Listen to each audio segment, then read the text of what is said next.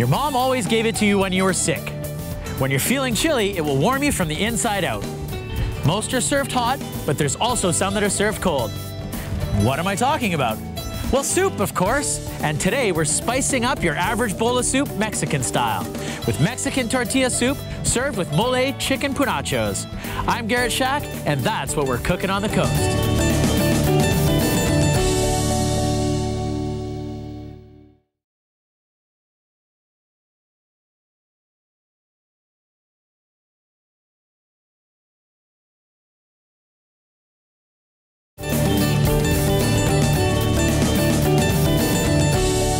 Today we're feeling hot and spicy as we prepare Mexican tortilla soup served with mole chicken Panuchos. One bite and you'll be saying, arriba! Let's get started.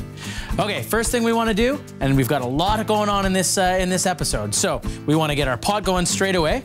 A little bit of vegetable oil in there, just sort of to coat the bottom. And then we're immediately going to add some diced celery and some onions. There we go. I'll turn the heat up a little bit. Don't worry about it if your dice isn't super perfect. We're gonna be blending this soup. It's gonna be a nice, smooth soup. I'll chop up some garlic really quick. Again, just a rough chop. Let's do a chili flake in there. Again, we're going spicy, right? And what would Mexican cuisine be without a little bit of heat? Into the pot with that. And now, if we didn't add these ingredients, it would just be a plain old tomato soup. But we've got some really unique stuff going into this pot here. Give it a little stir, and then I'm gonna go ahead and add a few of these awesome spices. I've got smoked paprika. We want to kind of build this kind of depth of flavor with a little bit of smokiness from the smoked paprika. Should be able to find it at your specialty spice store. A hint of cinnamon, very tiny bit. We don't want to overpower with the cinnamon. We're not looking for a sweet dish. We're just looking for that sort of balance in flavor. Gives it some depth, gives it some interest. People will be going, oh, what's that? It tastes like French toast. Well, hopefully not, but anyway. Cumin. Now, cumin is the second most widely used spice in the world. Can you guess what the first one is? Well, you're gonna find out in a second here. There we are. Now I used a fair bit. This is really the base of flavor in this dish.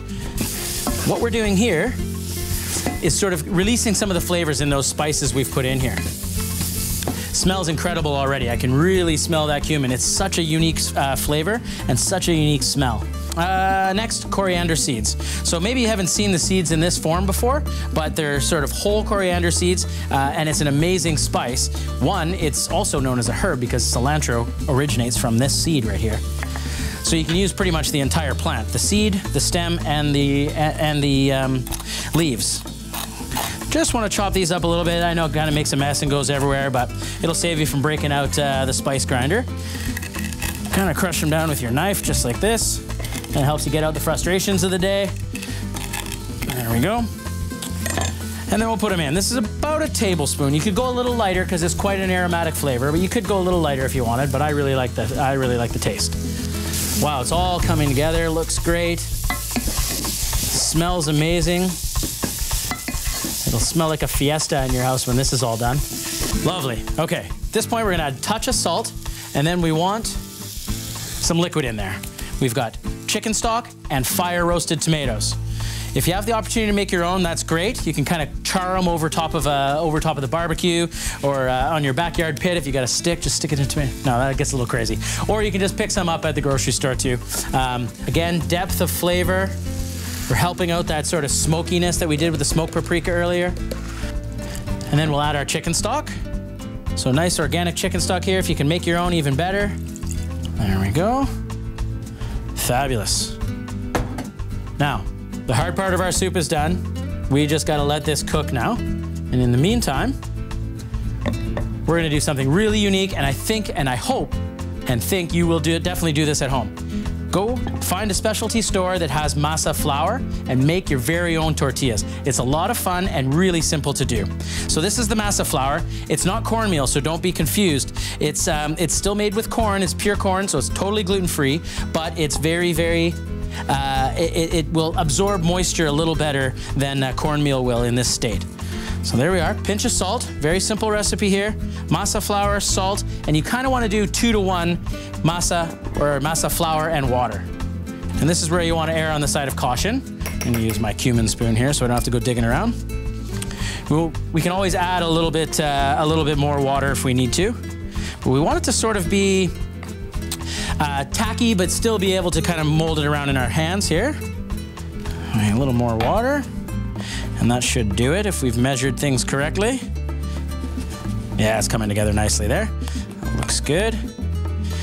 So you see it's starting to take that sort of oatmeal-y type texture, and hopefully we'll be able to bring it all together here. Get our hands in there. Yeah, perfect. It smells just like corn, like fresh corn. It's really incredible. I love this. Love doing this. And way better than buying that stuff from the store, right? So once we get it kind of put together, see how it's forming a nice ball like that? That's exactly what we want. Not too wet, it's not sticking to my hands. That's perfect. We're gonna wanna let that sit probably for about half an hour or so, and this will just help us get some nicer bubbles when we do our fry up our tortillas. We'll be back later in the show to pull together our Mexican tortilla soup served with mole chicken panuchos. But first, following the break, we'll want to get out of the studio. You'll want to stick around for that.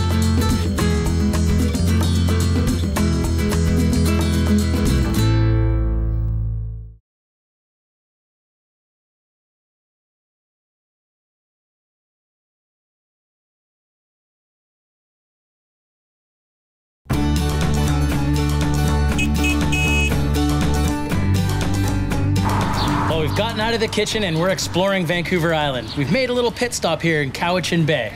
Stopped in front of True Grain Breads.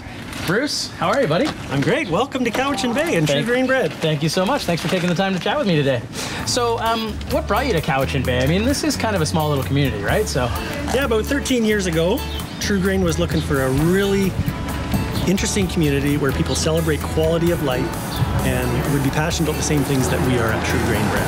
Nice. And celebrating craftsmanship and your history. And I can show you all about it inside, about what we do with our grains to make an unbelievable loaf of bread. Absolutely. I look forward to it. Let's get in. Come with me. It smells amazing in here, Bruce. What makes True Grain Bakery or breads unique and special for people to come visit? There's about 10 things that we do differently that makes our bread amazing. Okay. One of them is we mill a lot of our own grain on a mill very similar to this one here. I'm assuming a little bit bigger though, right? Yeah. The way it works is we access organic grain kernels from BC farmers. We pour them in the hopper here, and it gets ground through, there's a giant stone on top here, and the grain flows through it like a giant stone donut. If you look down here, you can see the bottom stone, it's stationary. Yeah. And we adjust the grind with that wheel there, so we can adjust the fineness or coarseness of the grain.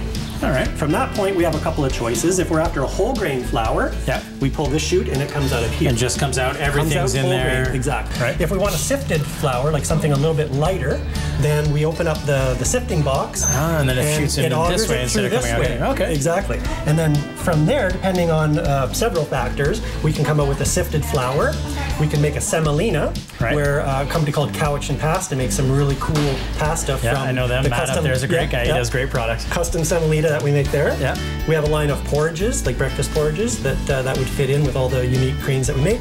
And then out of the far end is where the brand comes out, and we sell that as well to people if they're trying to add fiber to their diet. And this way we're really making sure to use every part of that grain and that kernel that goes in there, right? Absolutely. We use it for different purposes. I think two things that this has enabled us to do is, one, know where our food is coming from, but two, instead of dealing with a distributor, I have relationships directly with a lot of organic BC farmers. Oh, nice. And that's really an important part of my job is nurturing those relationships, because I know what they're passionate about, and we can really kind of talk about growing different and unique grains. Yeah. And we can reach back in time and get some of the early grains that helped Canada become the breadbasket to the world. Right. You've probably heard of red Fife wheat. Of course, yeah. So red Fife wheat is the genetic grandparent of all North American wheat.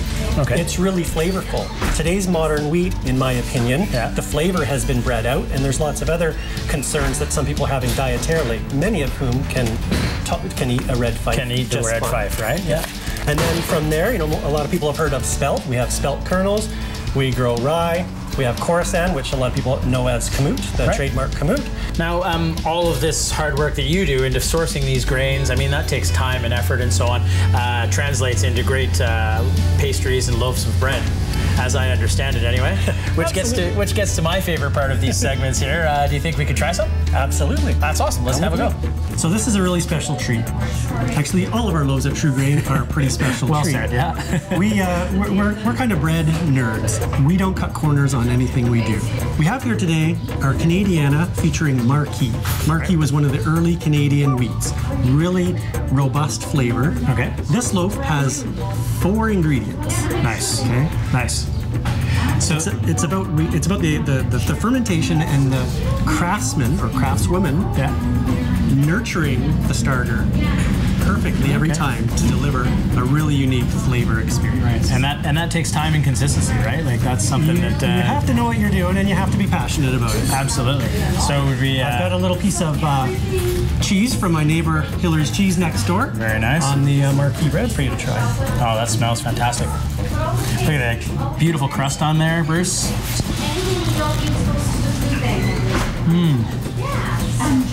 Oh, wow. It really has like a depth of flavor. When you take the time and do it the way that it used to be done thousands of years ago, frankly, you can really get that kind of flavor experience out of your loaf. Bruce, I'll tell you what, this loaf isn't going to go very far with me, that's for sure. Absolutely delicious, and it won't go to waste. I'm glad you enjoyed it. Thanks so much. Thanks I really for popping appreciate it. Yeah, it was my pleasure. It's great chatting with you, and I'm sure we'll have many more conversations after this.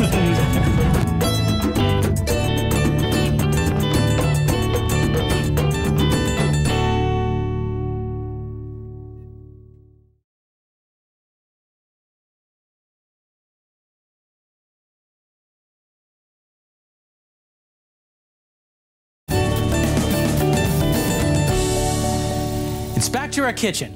We're working on Mexican tortilla soup served with mole chicken panuchos.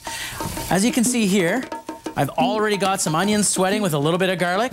This is going to be the base of our panucho filling. Got some fire roasted green peppers here. Now some people don't like green peppers because they do have a bit of a more bitter taste rather than its cousin, the sweet red pepper. But that's what we're looking for in this chocolate sort of sauce here, known as a mole. Here we want to be a little more careful with our chop or our dice, because we're not going to be blitzing this one or blending this one up into our pan that's got the onions and the garlic sweating in it. And you can see I haven't taken the skins off or anything. We want that in there. We want that depth of flavor. This is where we're getting all those lovely tastes and we're really waking up our taste buds. Give that a quick stir and look at some of the other things we have going on. There we go. Oh, wrong country. Arriba! That's better. There we go. Let's take a peek at our tortilla soup here. You can see it's simmering away nicely. Flavors are intensifying. Starting to look really great. Okay, so what would our mole sauce be without a bunch of spices? And this season, we're all about spicing up your life, so we've got some really fun ones to use here. Again, cumin. This is the base of most of our, a lot of Mexican cuisine. And as we mentioned before, obviously cuisines around the world. We have some dried oregano, some of that, just a little pinch. There we go. Chili powder. I like mine a little bit spicy, so I buy a hot chili powder. Titch of cinnamon. Again, this just keeps your customers going, or your customers, or your guests, whoever you have. It just keeps them guessing, kind of going, oh, what's that flavor in there? I taste something really unique. There we go. Now, mole is a chocolate-based sauce, so we're gonna use 2 types of chocolate. We're gonna use cocoa powder. Not too much. Again, cocoa powder on its own is just a little bit bitter, so we're just gonna add probably about a half a tablespoon there. And then we've got some really nice dark chocolate. Something in the 75 range, 80 range. And we'll just put a few in there. There we are. Give that a little toss. Okay. Add our chicken, and then we'll add some chicken stock and let that simmer for just a few minutes. And this is gonna really develop all those flavors and have it all come together. We had the rest of the station come in already because they're wondering, what's all that amazing smell? So the whole building's starting to smell great here. Now we'll turn up the heat a little bit and let all those flavors come together. Now, let me wipe up my board and we can turn our attention to our tortillas. So I've done a few already, but I just want to show you how simple this is to do. Tortilla press, if you don't have one, by all means, use a rolling pin or something like that, but stop by the Mexican shop or an ethnic food store and see if you can find one of these. Might cost you 20 bucks or something like that. We've got a piece of patty paper. You could use, you know, sort of a cling film bag, or cling film would work too. And we're just gonna make a little ball in our hand, kind of like that, right in the middle. Another patty paper on top. Give it a little press, and this is where all the magic happens. Squish it right down like that. Okay, there we are. Let's tuck that away. And I just wanted you to see just how simple it is to make your very own fresh corn tortillas at home. I don't know, I really love this. I really love doing this. And my kids love it too. They love taco day at home. Now, we're making some garnish for our tortilla soup. So that's why I've sliced this one up. And we've got some oil on the stove there. And we're just gonna drop these in the oil. Hopefully it's nice and warm for us. Oh yeah, starting to see some bubbles. I'm gonna turn the heat up just a little bit. We don't wanna go too high. And we're just gonna drop these guys in and let them start to fry while we look at some of our other things that we have going on here. I'm telling you, the smell is what really drives me crazy about doing fresh tortillas. Our mole is coming together really nicely. You can smell the richness of that dark chocolate, and then those spices. Oh man, I'm telling you, those spices, just incredible. Let's give it a little taste. I'm gonna turn the heat down a little bit and let this simmer. I guarantee it's hot. So unique. It's a really interesting flavor because you don't really expect that chocolate to be in a savory component. We need to add some salt. Good couple of pinches.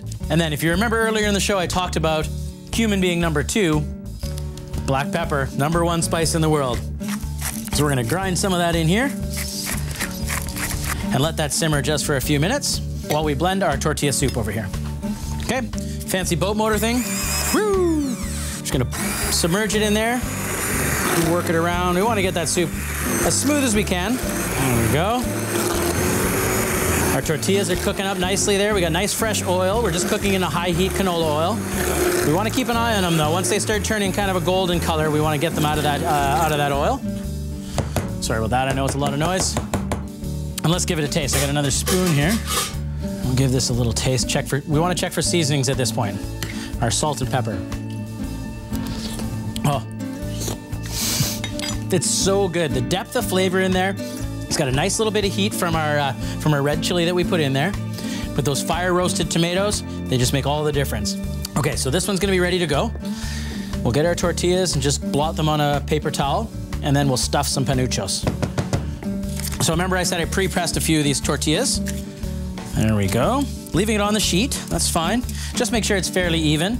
And we'll take a nice sort of chunk of this chicken mole here, making sure to get some peppers, bit of that chicken. Look at the rich color in there, the beautiful cocoa chocolate color. And we're gonna take a second one and put it down right over top. Now, if you go to the Yucatan, they would probably call me crazy because I'm using 2 tortillas to make 1 panucho. And these things, they originate from the Yucatan, and that's where what they would do is they would cook it first and then it puffs up, and then they would put the filling in the middle. But I'll tell you what, this is a lot less finicky, way easier to do.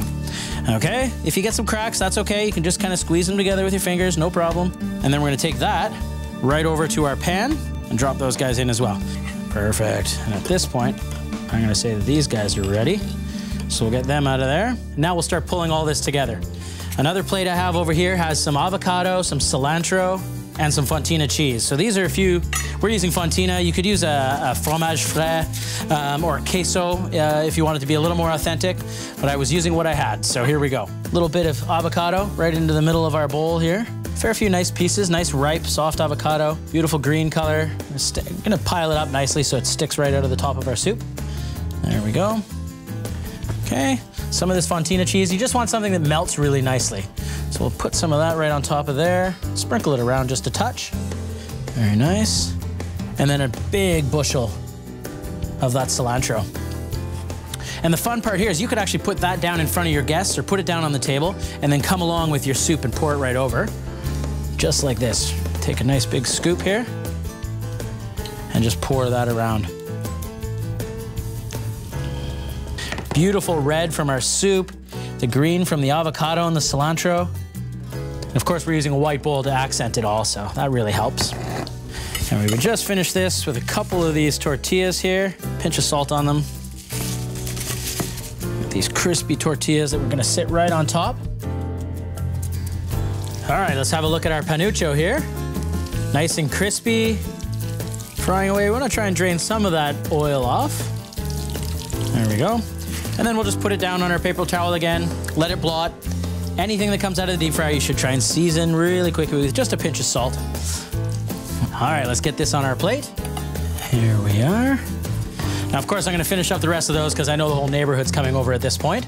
But we'll just garnish this with a nice little sprig of cilantro. Maybe put a little bit more of that fontina in and around. Put some on top here. You know, make it pretty. We got friends coming over. We want them to be impressed.